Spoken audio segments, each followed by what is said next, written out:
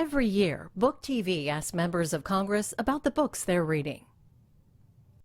And joining us now on Book TV is Representative Tom Cole, a Republican from Oklahoma. Congressman Cole, we've asked you this question before. You've always had a large reading list. What's on your current reading list? Well, I've just finished The Splendid and the Vile by Eric Larson. Wonderful account of Churchill and his family, really in the worst year of the war, the year right after he becomes prime minister, May 10th of 1940, literally the day of the German invasion of the Low Countries in France. And then basically what it was like to have stood alone against Nazi Germany, until in June of 41, the Russians are in the war. And then obviously by December of 41, the United States is in the war. But, it's an extraordinary book. So it's a wonderful read about a guy that I consider literally the greatest person of the 20th century and, the supreme ordeal of a long and brilliant career. And then I've also been reading, I just picked up this great historian by the name of Gene Edward Smith, great biographer. I'd read his biographies of Grant and Eisenhower.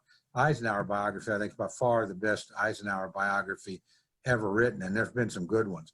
But he died in 2019. So I'm right now just got into what may have been his best book. Was on FDR, won something called the Parkman Prize, which American historians choose as the best book of the year, back in 2007. So it's been around a while. It's been one of those books that had been sitting on my bookshelf, and I just had not gotten to it. It's quite a read, 600-700 page read. But we lost Smith last year, about a year ago, September actually, so almost precisely a year ago. And I happened to, just think about that and pulled out the book and then ordered his last book, which I have not read yet, on the liberation of Paris, which was published in 2019. So kind of been doing that.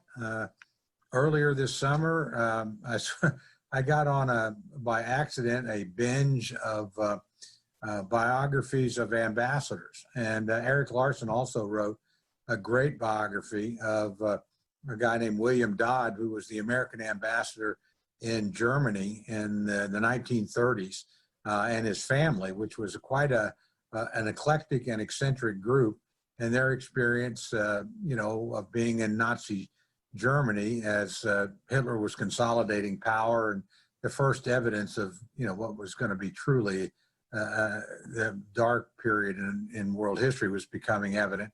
And then I read at the same time a book by a guy named Lou Paper called In the Cauldron, which is the American, a tale of the American ambassador in Tokyo, a guy named Joseph Grew. For about 10 years, he was our ambassador there for 10 years, I think from 1931 to 41. So all of his ultimately fruitless efforts to head off war between the United States and Japan, and then, of course, what it was like being in Japan during the grip of a fascist and military regime that was guiding the country really to rack and ruin. So doing a lot of that. And then I guess one last thing, one of my favorite political scientists of all time, and I usually read historians, but this guy is a different kind of political scientist in my view, Richard Fenno, who just died this year, but was very famous for writing histories on Congress or studies of Congress from the district level up rather than from the Washington level. He would literally travel into the district of various congressmen and senators, or the states of senators, obviously. And I'd read a couple of his books, but I just happened to read his obit and think, I haven't read enough of this guy. And I've read a couple of his books, The Challenge of Congressional Representation, which I think was his last book, published like in 2013, and then an earlier book called Congressional Travels. But again, it's just a granular view of Congress. I know a lot of the members that he writes about in these things, and it's just fascinating. And it's a reminder of how often, what somebody does in Washington is really a reflection of who they represent, what their interests are, what their understanding of the world is. And, we kind of lose that dimension sometimes when we study politicians. We forget that, they have another part of them, which is not in Washington, D.C., which actually shapes what they do in Washington, D.C. So a lot of reading this summer. Now, Congressman, seems to be a theme among the history books that you're reading, and that's World War II. Well, it just happened to be there. No deliberate design. I mean, like everybody else, I'm always fascinated by it. And there have been other books too. Colin Calloway's book, The Indian World of George Washington, is Native American. That really fascinated me as well. But no question, World War II is the seminal conflict and shaper of the 20th century, and really the post World War II era. Obviously, you have to understand the war leading into it, what came out of it, to understand the time in which we live, and really the rise. The United States was a great power before the Second World War, but it became the superpower after that. So understanding the cauldron that the country went through and how it changed who we are, how we think, how we act globally, I think is really kind of an indispensable, grounding that you have to have if you want to be effective in the current time. Is Eric Larson one of those writers or historians that if he writes a book, you read it?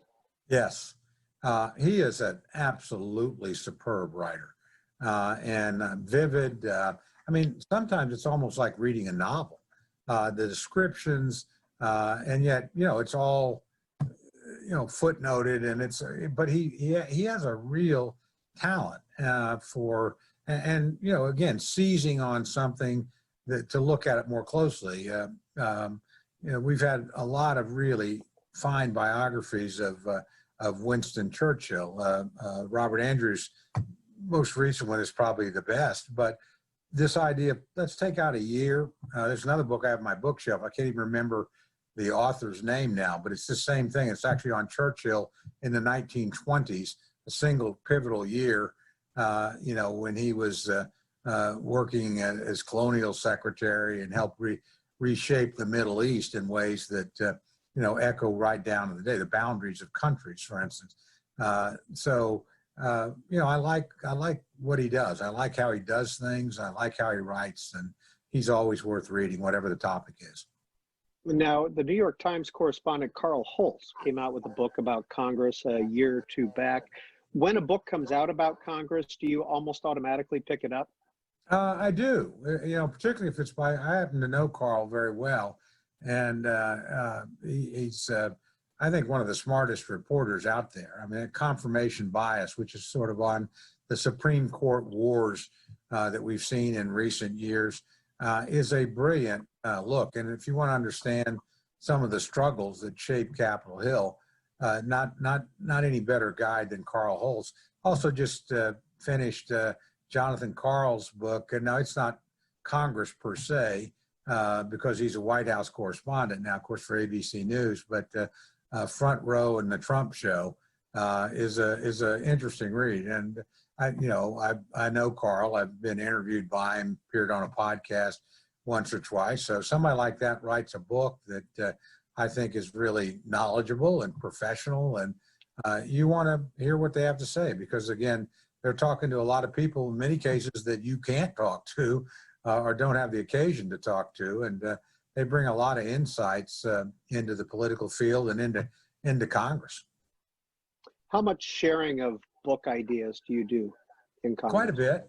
We keep I do a sort of favorite book of the month that we publish regularly on our website, and we get a lot of inquiries about that.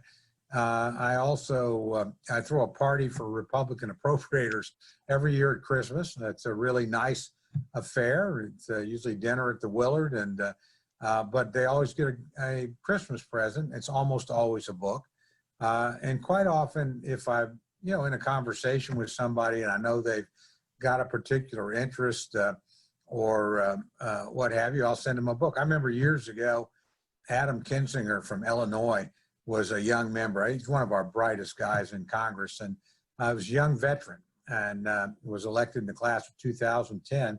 And his hair back then was very short. It was almost like a crew cut. He's still in the reserves, still flies.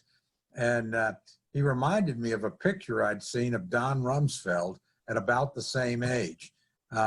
Square jaw, good looking guy. And so I just bought Rumsfeld's autobiography for him and sent it over to him. I said, "You're from Illinois, he's from Illinois. You got a crew cut, he's got a crew cut. Something.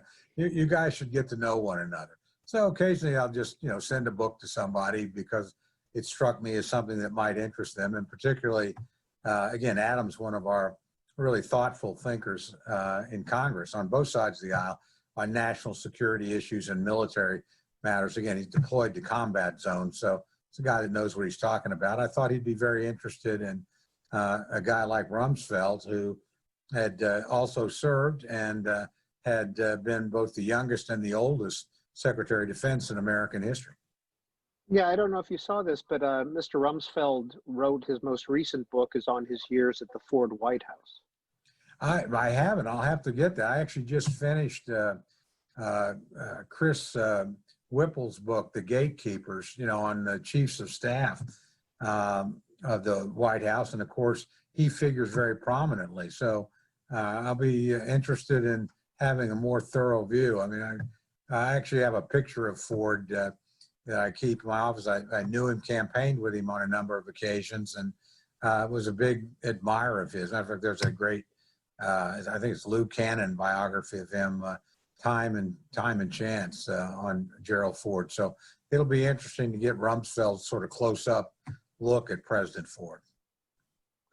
Tom Cole, Republican of Oklahoma, as always, thanks for joining us on Book TV. Hey, enjoyed it very much, Peter. Thanks for having me.